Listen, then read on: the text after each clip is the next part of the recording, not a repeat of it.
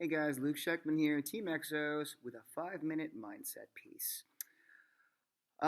Anybody who has children probably uses the word compromise, at least on a daily basis. It is something that I try to teach to my daughters. I have two little girls, and as you can imagine, they're absolutely wonderful. But yeah, of course, tantrums and wanting unrealistic things and, wanting something right now. And I mean, it's kids, right?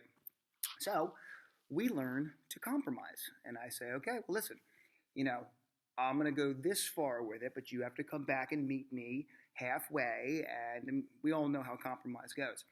So, yeah, it's a wonderful thing that we are teaching our younger generation, and it is a humane thing, and it is a realistic thing, and it's a skill, much like sharing or something like that, that they are going to be able to utilize, their entire lives up into adulthood, But then I started thinking, and I thought, does compromise end there?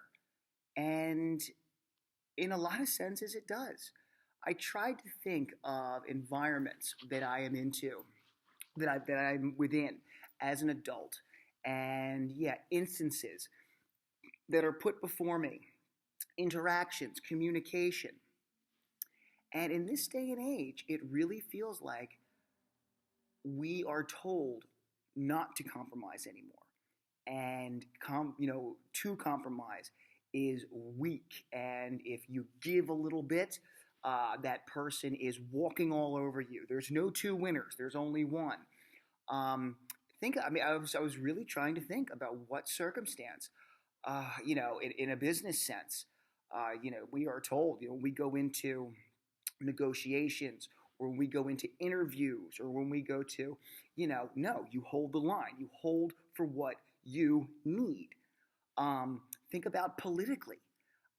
It's interesting, especially coming from the U.S. Two such divided sides that will not give an inch in either way. And if you were to ask any reasonably intelligent adult, if you were to say, hey, listen, let's take Democrats and Republicans out of it. Let's call it two totally different things. Let's not even call it right and left. Let's call it two different things.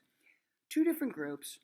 If you took two moderates from each side and you brought them together to compromise on what the most important issues are, I think probably most people would say, yeah, that's a good idea. That's how the world works. But for some reason now, we are in an existence, in an atmosphere, in an environment. I've already said environment way too many times, but that really stifles that. And it really struck me.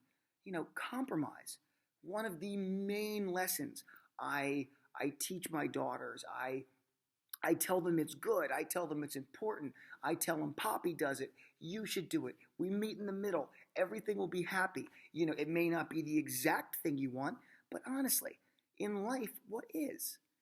If we were all striving for absolute perfection in terms of what we believe, and that's there's no gray. It's black and white, and no. And we teach our kids that is not the way the world works, but it's the way that we're living in it. Compromise. You should probably take it out of, I feel like, my oldest daughter is 7, and I hope that she utilizes compromise and values it and perfects the skill all throughout life.